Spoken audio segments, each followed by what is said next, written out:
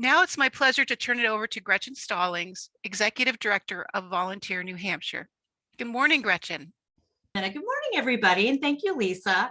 Thank you all for being here with us today. It's so wonderful to gather together to kick off our 3-day Governor's Conference on Volunteerism. Here at Volunteer New Hampshire, we engage communities to solve local challenges through volunteerism by connecting volunteers with opportunities to tackle food insecurity, support survivors of domestic violence, mentor youth, and so much more. Celebrating individuals for their volunteer service and organizations for their volunteer programs and initiatives is another thing that's important to us. And in addition, training, like the training that we're providing this week, training of volunteers, volunteer managers, volunteer champions, to partner in addressing community needs. And finally, stewarding AmeriCorps resources to tackle our nation's most pressing challenges right here in New Hampshire. Over the course of these next 3 days, we'll be hosting 17 sessions with topics ranging from volunteer management techniques to civic engagement to marketing and fundraising. The theme for our conference this year is the power of collaboration. While we're always hoping that our conference sessions inspire you to grow and adapt together, this year, the importance of community is front and center. If you're always thinking about how you can give more to others, then you're certainly among your peers here. And while you're learning new tips and skills from presenters, I challenge you to become more aware of what others have to offer. Let's take the next few days to explore the ways in which we can work together for better results than we could have ever achieved alone.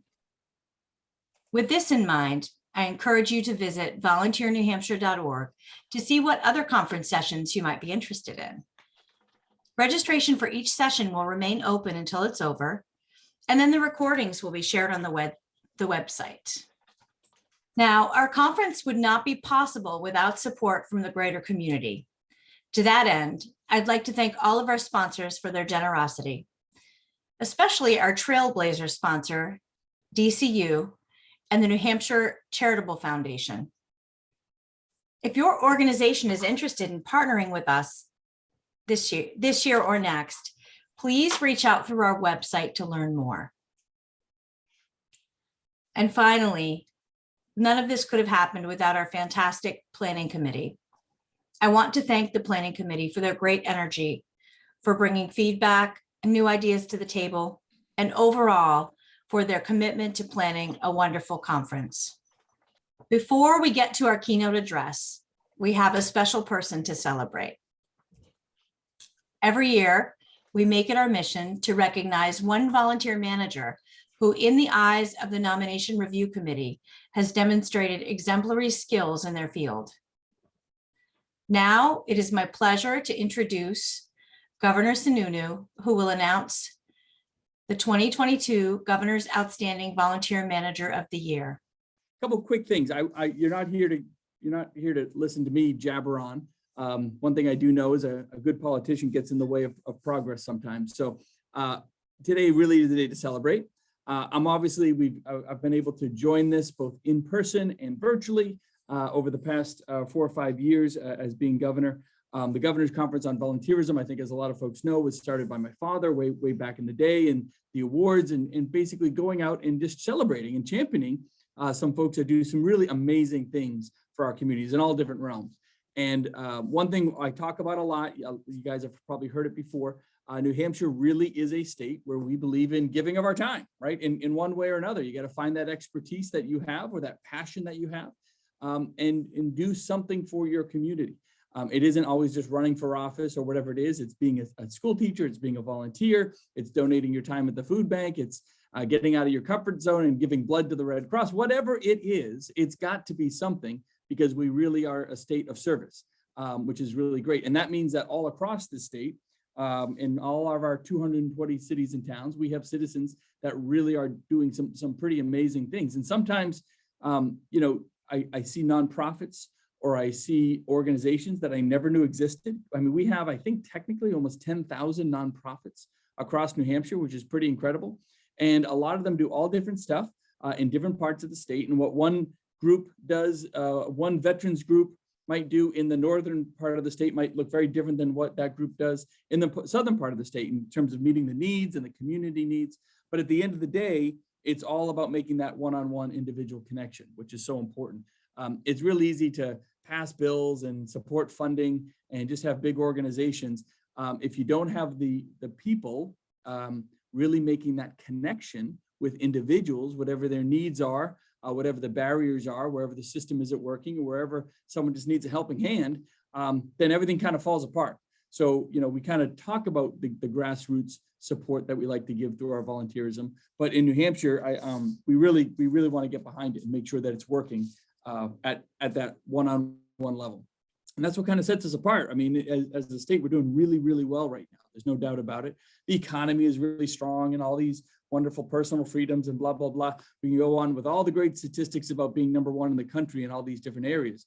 But it's not because we pass a law that says we're going to be the best or anything like that. It's really because I think as our families and our communities champion this whole idea of service and champion this idea of getting, like I said, getting out of your comfort zone a little bit, giving a little more of your time.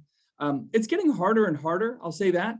COVID was really tough because there were a lot of folks in the nonprofit world or in the volunteer world that, they were, concerned about their safety, which is very, understandable. And so maybe they were kind of pulling back on the time that they might've been giving the nonprofit or the time they were using to interact with families. We saw a lot of our home care providers, especially, a lot of that workforce has really diminished. Now, hopefully we'll see them kind of come back in as the opportunities and the need really continues to grow as the state grows.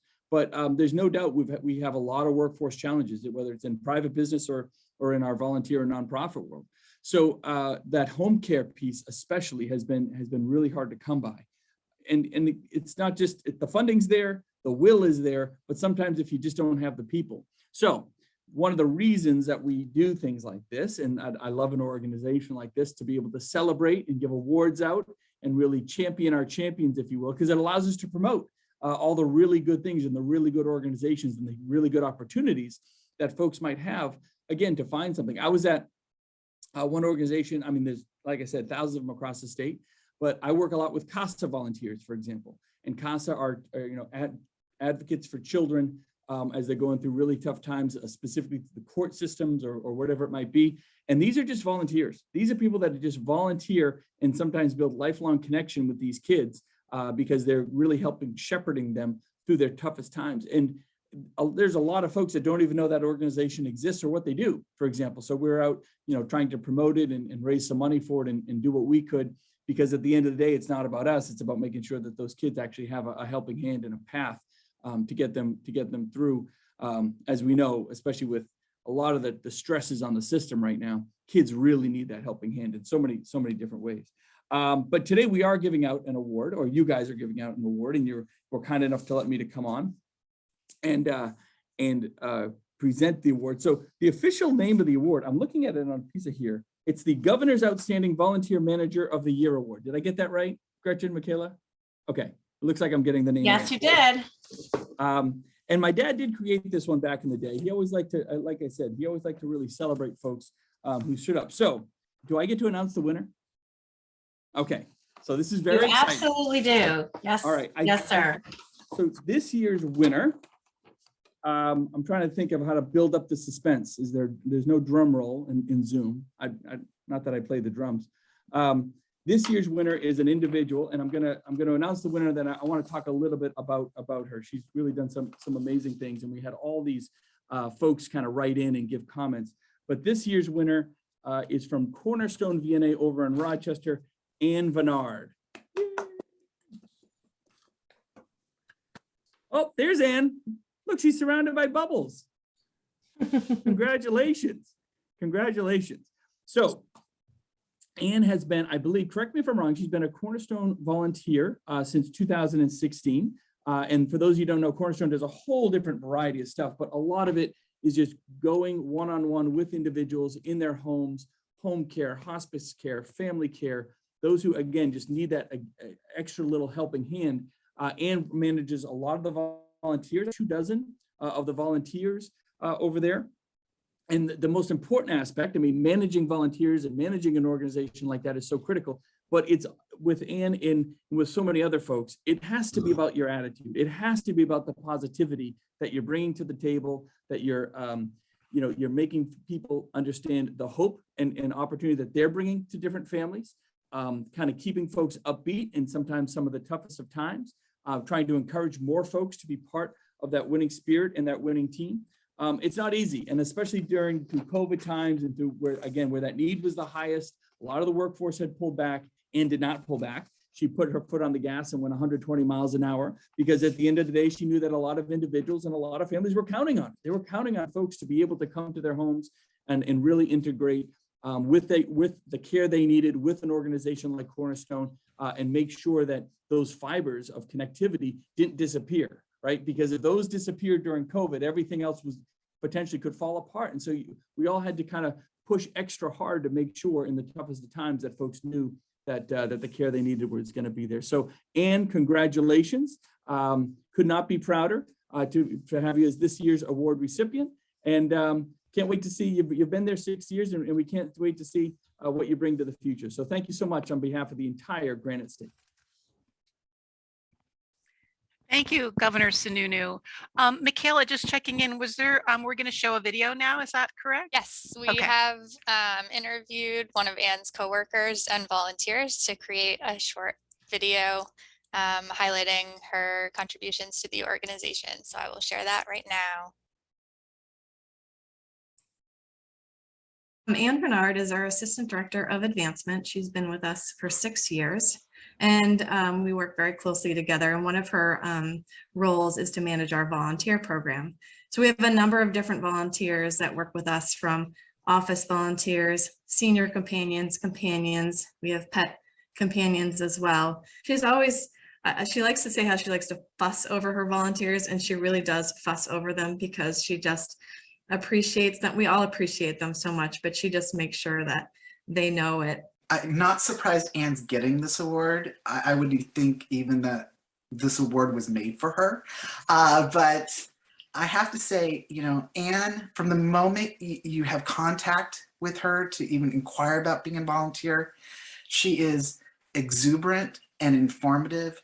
She made my 10-year-old son feel very welcomed and really walked us through what the organization is, what it does, how it connects to what we'll be doing. And she not only makes you feel excited about the opportunity to volunteer, she makes you feel confident about being able to volunteer. Ann would check in with us. She came with us on our first visit just to put everyone at ease, make sure it was going to be a good match for everybody. And then she was just a great cheerleader for us, I call Ann our cheerleader all the time, and I know our volunteers feel the same way. She's just the most positive person you'll ever meet.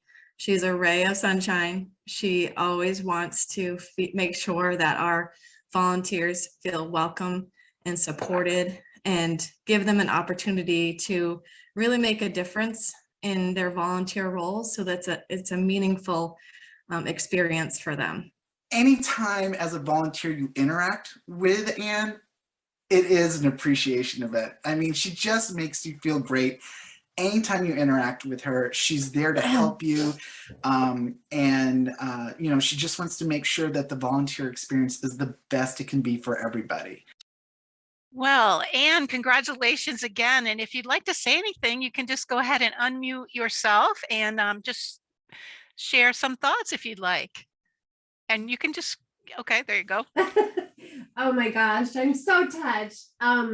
We have the most incredible volunteer team here, and I am in awe daily of the lengths they go to make our days run smoother or our patients happier with their visits. So I'm sorry, I'm a little speechless because I feel like this is such an honor, and it's such a team effort.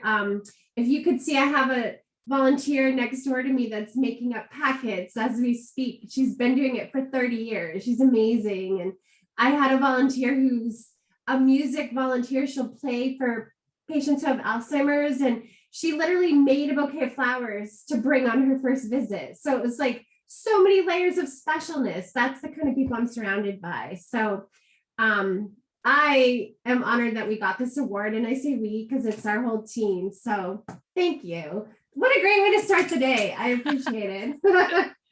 And I love volunteerism. It's such an admirable trait. So I'm delighted that we're celebrating it, and to be a part of it is a huge honor. So thank you.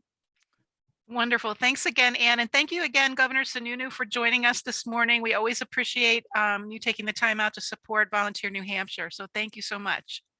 So now it's my pleasure to introduce today's keynote speaker, James McKim of Organizational Ignition, a management consulting practice.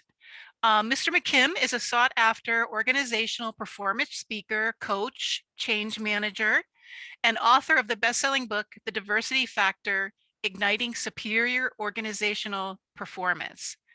Over his more than 35-year career, he has helped small and large organizations for nonprofits,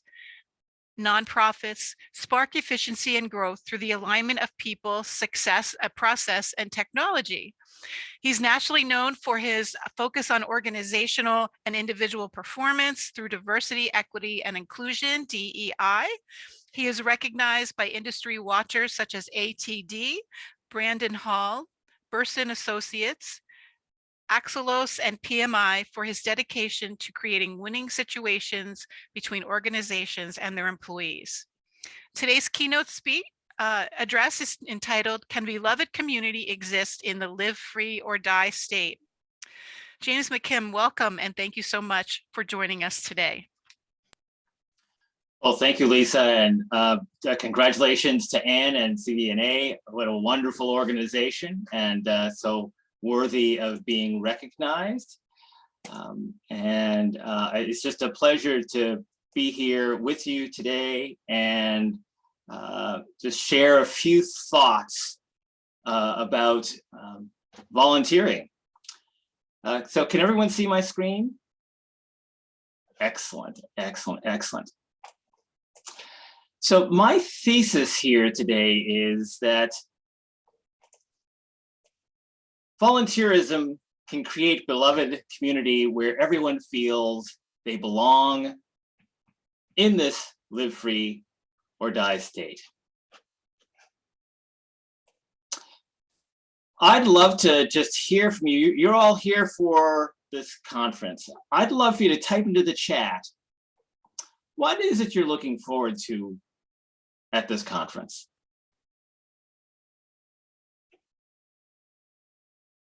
There are a whole host of sessions and discussions that are going to happen, but what are you looking forward to? We have connecting with others across this great state.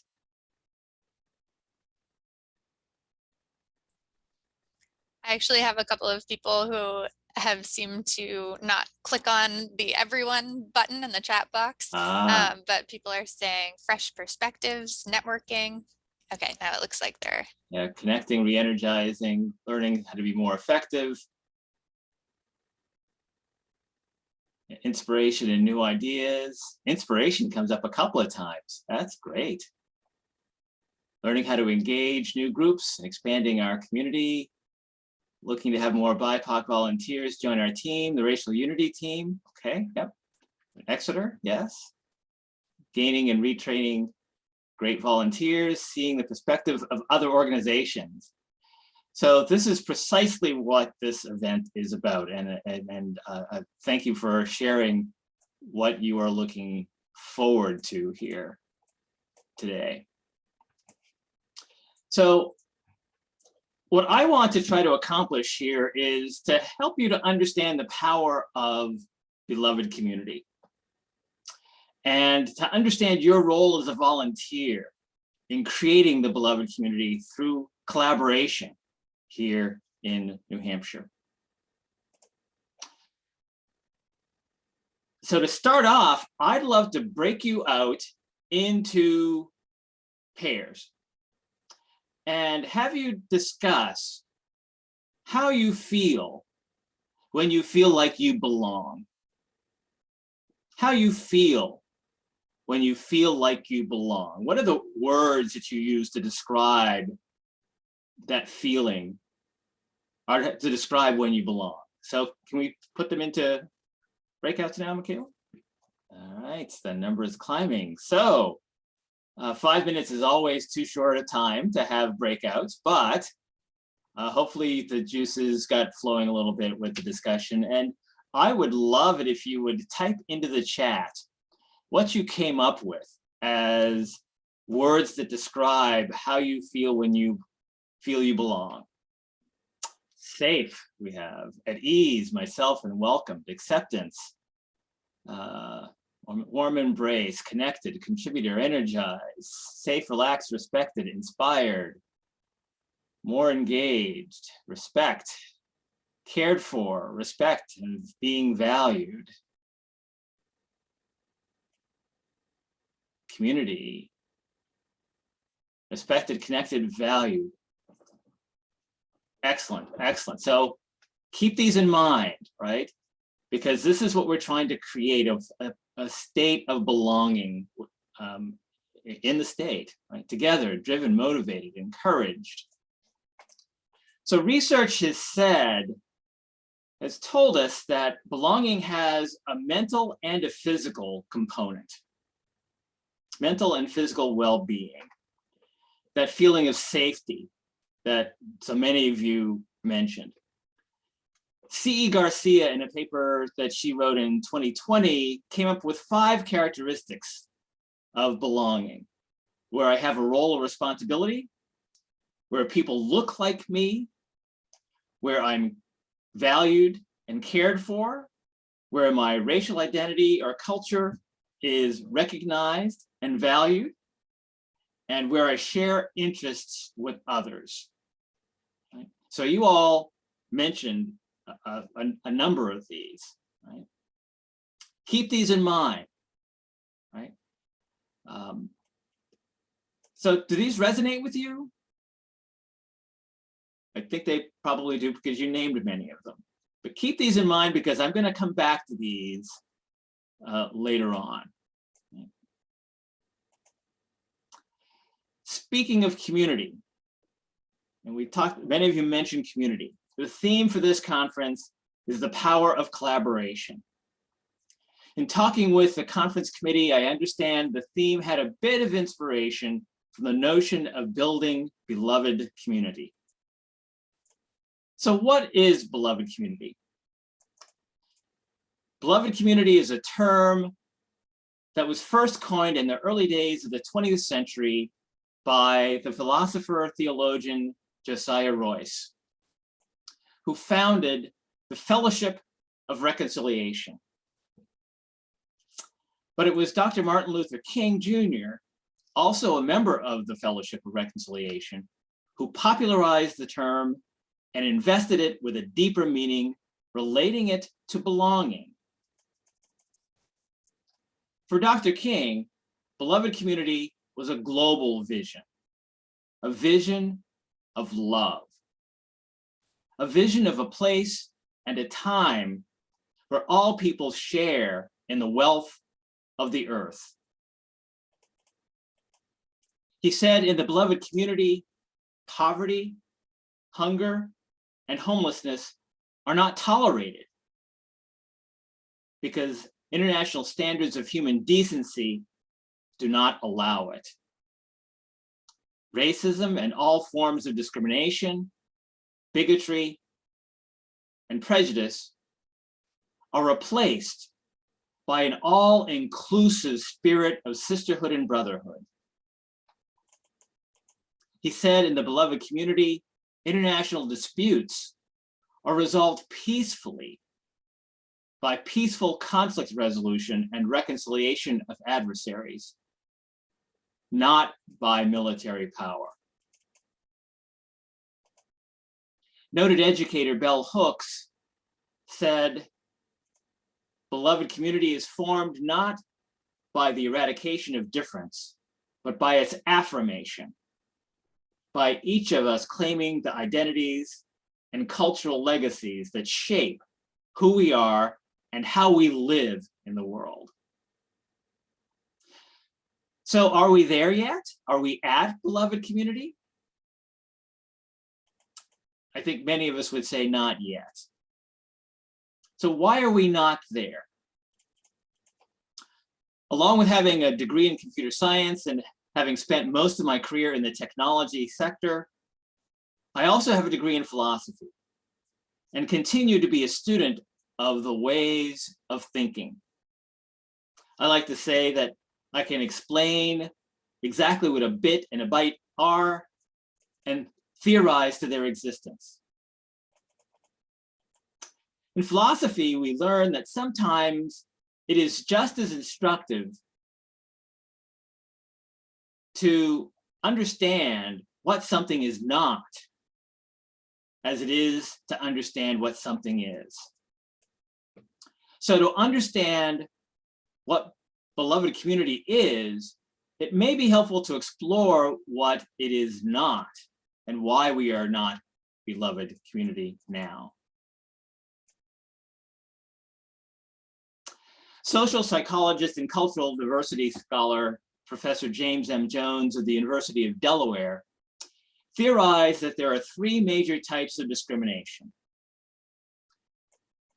personally meditated, or internalized, or interpersonal, where we enact with our culture, which Resmaa Menakem, author of My Grandmother's Hands, calls how our bodies reenact and retain history through the foods we eat, the stories we tell, the things that hold meaning for us, the images that move us. The next level is at the group or systemic level.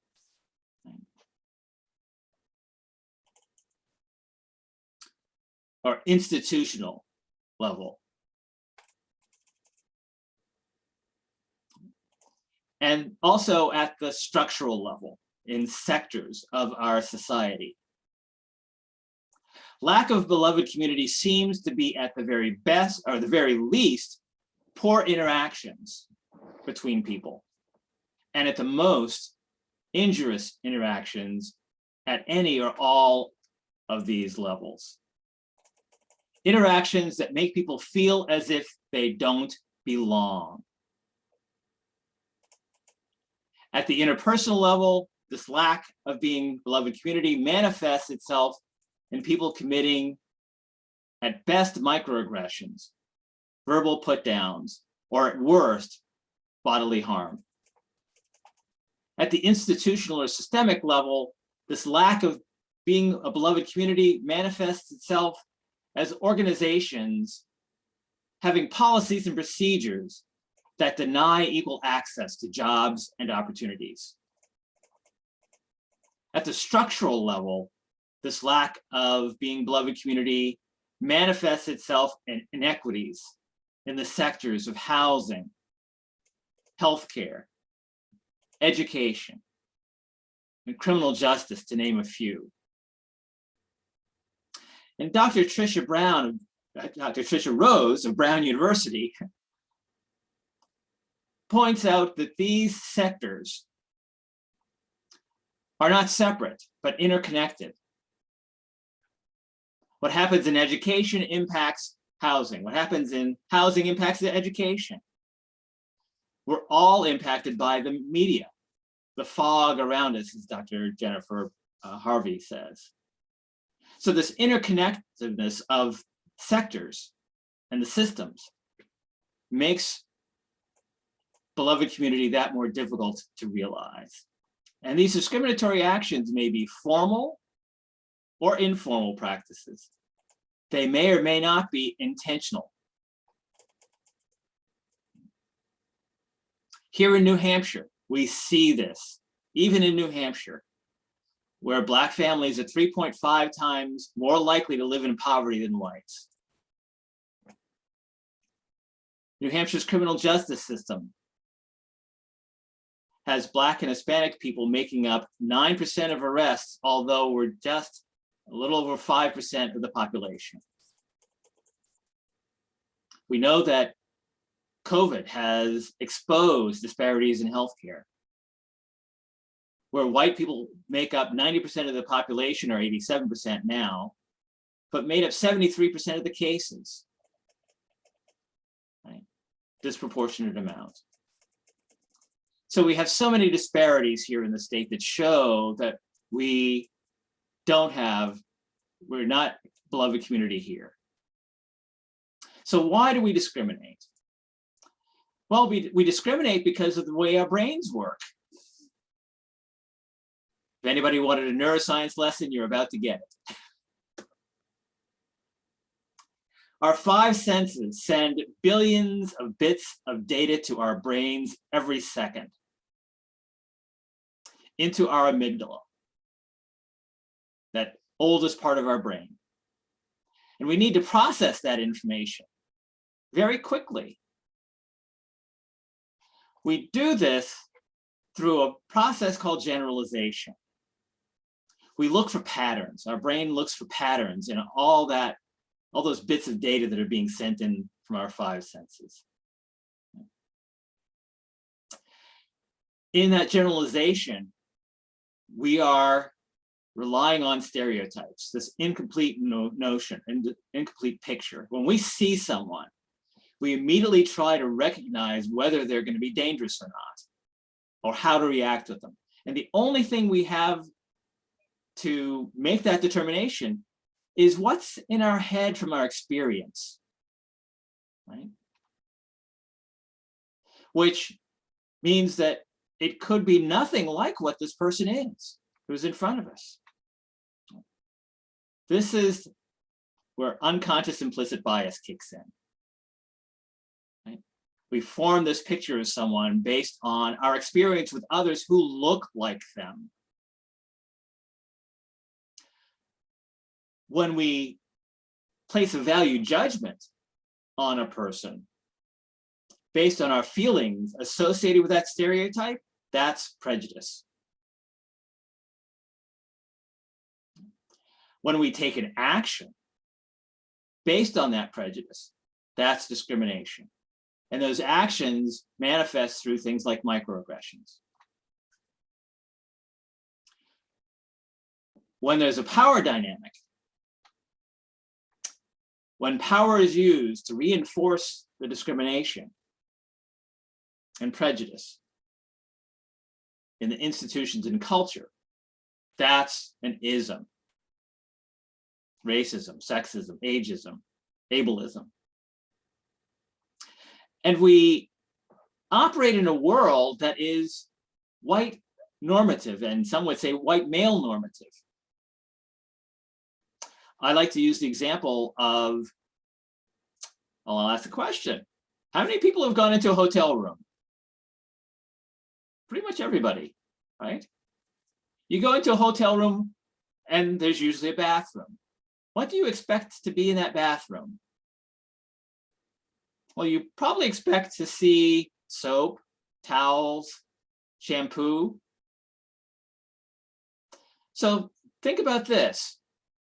That shampoo, for whose hair will that shampoo work? For whose hair was that shampoo designed? Probably not for my hair. Think about the products and services in the stores that you frequent. Who are they designed for? Mostly white people, mostly males.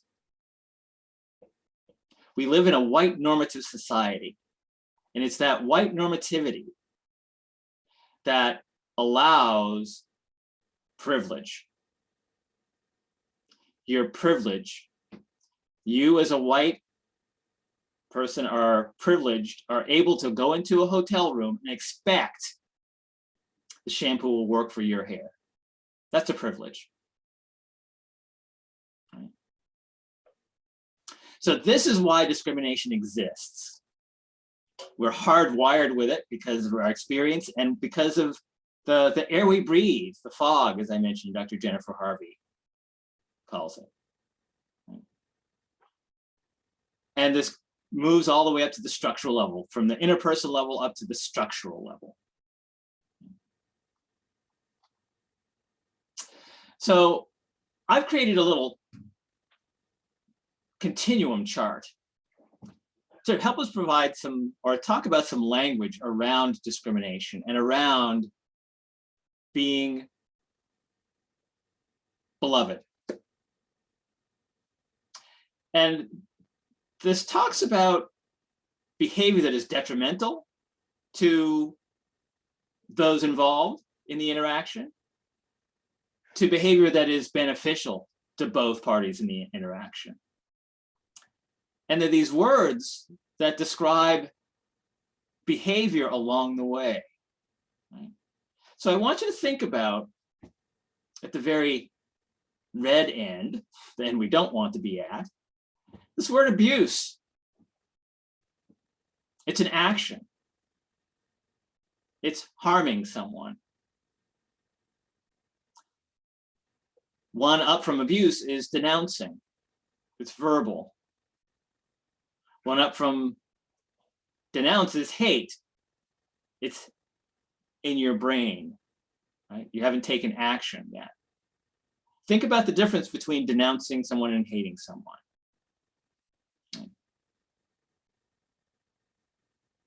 Moving from thought to action.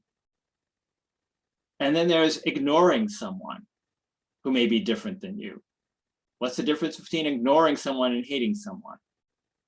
Right? Ignoring someone is just not even seeing them or thinking they exist or wanting to worry about them. Then we have tolerating. What's the difference between ignoring and tolerating?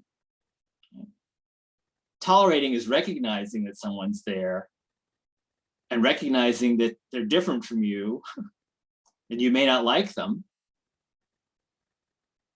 but you let them be there. You're acknowledging that they're there. But now let's move to appreciating and respecting. Think about the difference between tolerating and appreciating and respecting. Tolerating is just saying, oh, they're there. I don't necessarily like them, but they're there. Appreciating is getting to know that person enough or knowing enough about them where you understand who they are. And you appreciate that difference and you appreciate who they are. Moving up, we move to celebrating. Not just appreciating, but taking an action to acknowledge and celebrate. Moving up, we talk about befriending, this filial love. Again, taking action to interact with this person, not just being standoff, not just celebrating from afar. And then the ultimate, caring for, which you all mentioned is a characteristic of belonging, didn't you? Feeling cared for. So hopefully this gives you some language around behavior and how we act or think as we try to create a beloved community where people feel like they belong.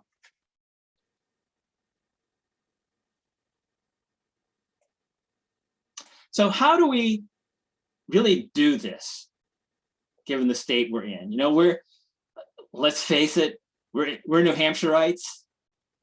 We're hardy individuals. How else could we live and survive? And I know there are people here not from New Hampshire, so bear with me. South Carolinian, I grew up in South Carolina, so I know we're a little different in South Carolina. South Carolinians are a little different. But how else can we survive in a land where 50 degrees is considered balmy? Where many of us can't wait for the snow so we can put on multiple layers of clothes to go play in the white stuff that falls from the sky. Where our state mascot was, and de facto still is, a piece of granite shaped in the image of an old man. Where individuality and self-sufficiency are reflected in our state's motto, live free or die. Where the pandemic has caused us not to interact with others.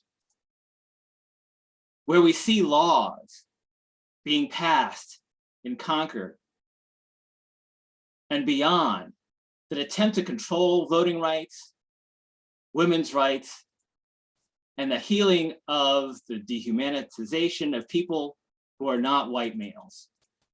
How in this environment that celebrates fending for ourselves and preserving the status quo of our society, being designed for white males being the norm, how might we become beloved community where everyone feels they belong? So I'd love to ask you now to type in the chat, what do you think it will take to create beloved community here in New Hampshire? And where you are. Type in the chat, what are your ideas? More kindness, engaging youth in the community,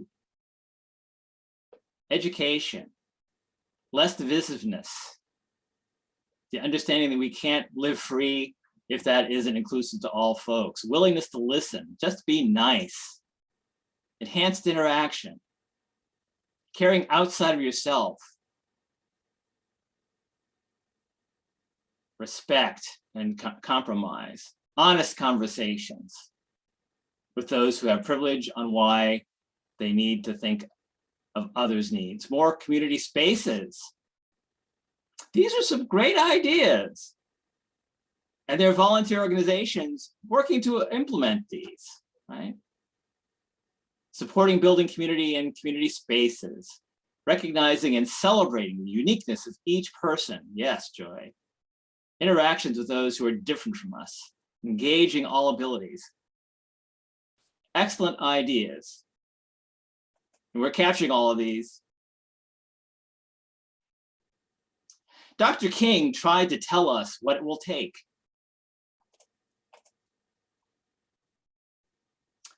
At the interpersonal level, in his speech, the role of the church in facing the nation's chief moral dilemma, which he gave first on April 25th, 1957 at the Conference on Christian Faith and Human Relations in Nashville, Tennessee, he said this, but the end is reconciliation. The end is redemption. The end is creation of the beloved community. It is this type of spirit and this type of love that can transform opposers into friends. The type of love that I stress here is not eros, a sort of aesthetic or romantic love, not philia, a sort of reciprocal love between personal friends, but it is agape, which is understood or understanding goodwill for all men. It is an overflowing love, which seeks nothing in return. It is the love of God working in the lives of men. This is the love that may well be the salvation of our civilization. Big words, big, big words. So he said, we achieve beloved community through love. And he goes on to describe three types of love, eros, philia, and agape. Right?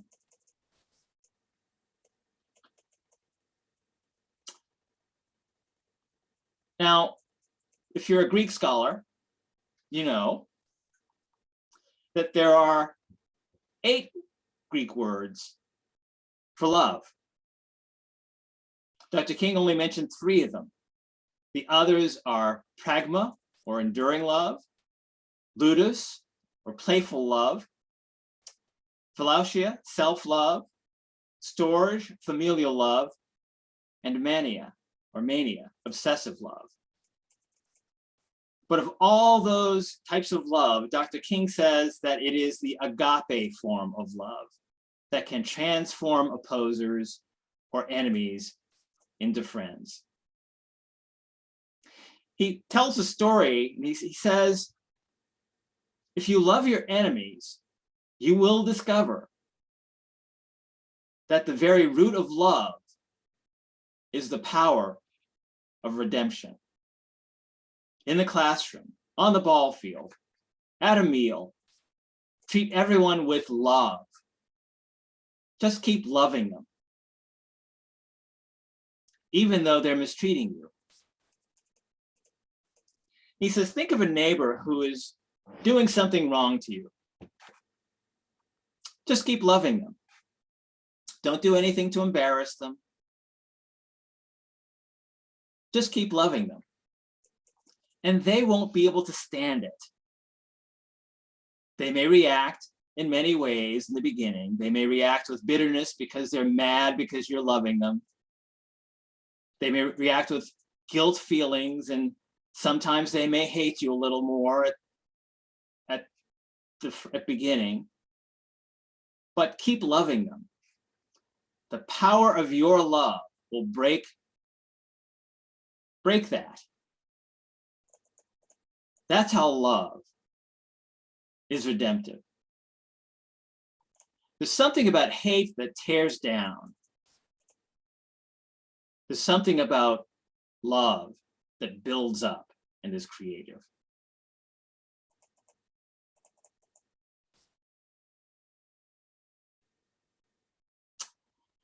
So if we start to look at the organizational level, we just talked about interpersonal.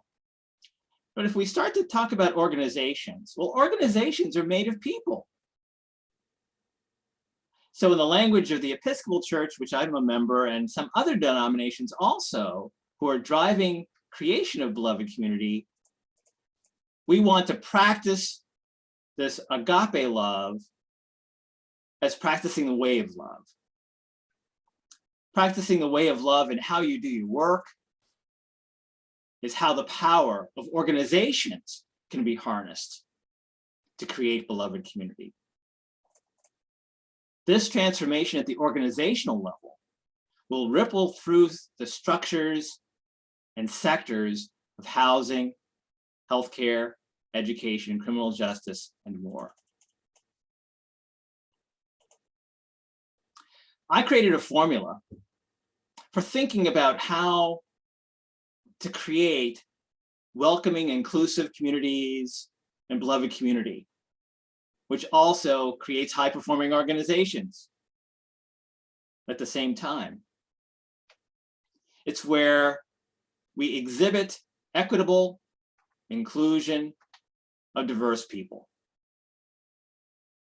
Equitable, not just equal. We're treating people equitably, fairly with what they need to be successful.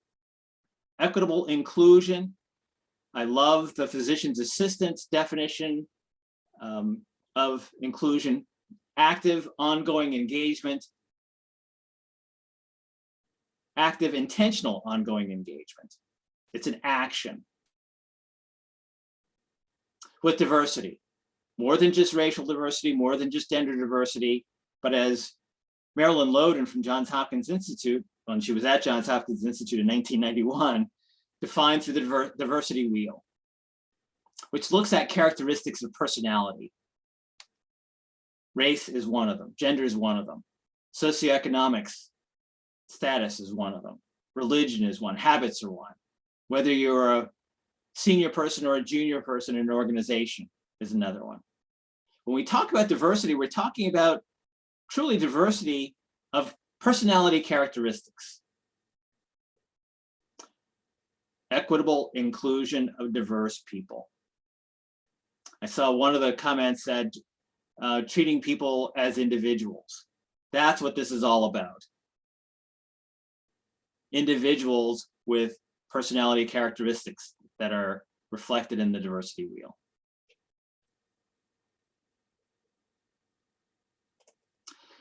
So what's your place? What is your place? Some wonderful statistics, being a little more practical here, because you all are here because you're volunteers or you help volunteers. You're at this governor's conference on volunteerism being hosted each year by Volunteer NH, which envisions our state as a place where people volunteer together to build strong and connected communities.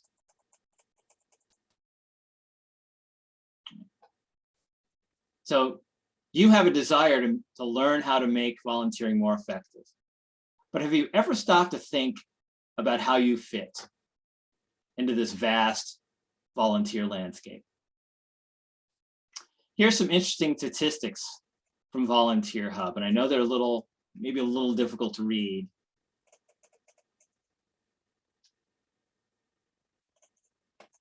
but they're interesting to see and think about.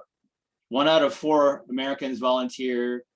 2 out of 3 Americans help their neighbors, according to a study by the Corporation for National and Community Service. AmeriCorps, the wonderful organization, has 250,000 volunteers serving 40,000 communities. Individuals between the ages of 35 and 54 are the most likely to volunteer their time, according to the Bureau of Labor Statistics. Volunteers are worth, on average, $28.54 an hour, according to an independent sector study. Look at this, the value of volunteerism, $184 billion. Research has shown that volunteering improves our health, strengthens our bodies, improves our mood, lessens stress. It gives us 27% better chance of being employed. We spend 50 hours per year donating time on average. A study by Deloitte found that 61% of millennials who rarely or never volunteer still consider a company's commitment to the community when making a decision on potential job.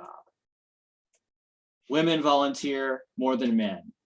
It's probably not surprising, according to the Bureau of Labor Statistics. Food preparation and distribution was the most reported volunteer activity, representing 11.3% in 2015. 35% of volunteers do so to socialize. We are social creatures. Utah, if you were to be asked what was the state that had the highest rate of volunteers, would you have said Utah? I wouldn't have. 51% of, I'm not even sure what they're called, Utes, I think it's Utes, volunteer. New Hampshire ranks 18th with 35.7%, tied with Washington State. Fundraising for an event is the most common type of volunteer role. 96% of volunteers reported the action enriched their sense of purpose in life. Does any of this resonate with you all? Do you see yourself reflected in this?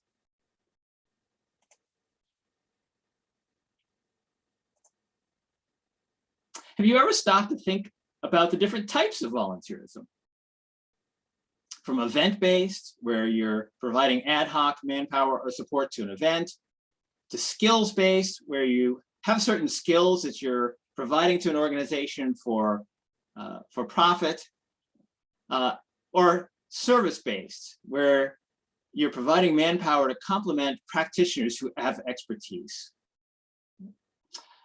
So I wanted to do a little poll here, Michaela, but I don't know if you got that question.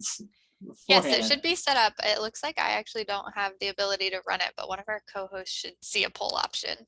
Okay. And it might be you, James. I'm looking now to see if I have the poll option. I do. Okay, here's a little poll for you. What type of volunteer are you?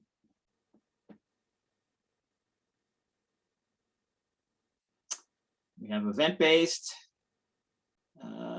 leading, skill-based just took over. Skill-based, looks like it's still in the lead with service-based in second.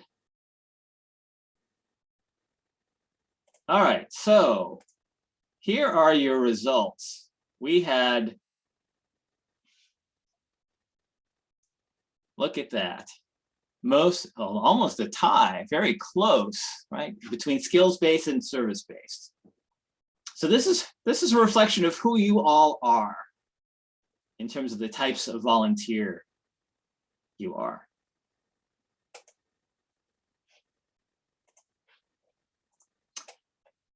Have you ever stopped to think about in what areas you volunteer? What the different areas of volunteering are? If you're new to volunteering, this might be of interest to you, from community projects to healthcare, to green volunteering, to human rights, to child protection, to environment, disaster preparedness, preventative health, gender equity, poverty alleviation, women empowerment, peace building, interfaith harmony, protection against drug abuse, working with disability and mental illness. Type in the chat which of these areas you volunteer in. Let's get another picture of who we are. Environment from Michaela Wilbur. Human rights.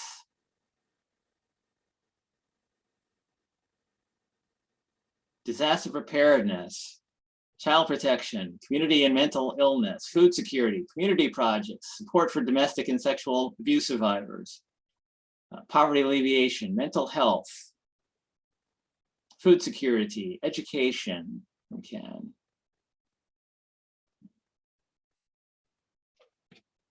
Green volunteering and interfaith,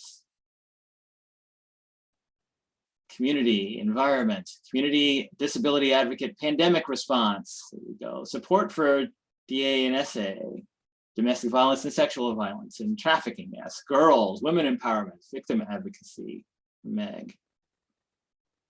So we're all over, right? We're volunteering in many of these areas. Have you ever stopped to think about the ways you can volunteer in these areas? Be it fundraising, be it tutoring, be it collecting, preparing and distributing food, providing transportation, mentoring youth, providing general back office services, being an usher or a greeter at an event, helping out with music, a performance, or being a performer, volunteering your talents. Collecting, making, and distributing crafts, counseling, medical, fire, EMS. There are volunteers who do that work. So this is from the US labor statistics as to the ways that people volunteer. I mentioned that a little statistic from this earlier. So Aristotle, some of you have heard of Aristotle, born in 1384 BC, once said, the essence of life is to serve others and to do good. Doing good seems to be about creating beloved community by helping people feel like, wait for it, they belong. Remember those 5 characteristics I talked about of belonging?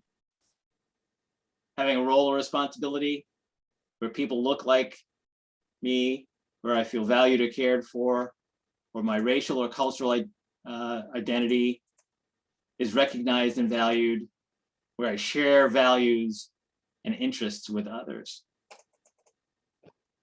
You have the power to make people feel like they belong through avoiding discrimination that happens at multiple levels, in multiple ways. By practicing the way of what kind of love? Some people murmured it. I know Lisa murmured it. Sorry. Agape love. Wherever and however you volunteer. And now you have a great opportunity to increase your power by attending some of the 17 hours of sessions at this conference. Sessions such as lessons from the pandemic, advocacy and engagement with the community, transformative power of engaging volunteers with lived experience, and if you don't mind, my own session, little plug for my own session, leadership igniting staff and volunteers for optimal performance.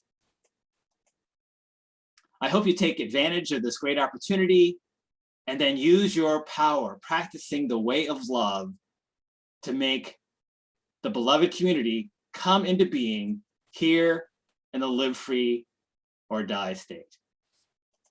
Thank you.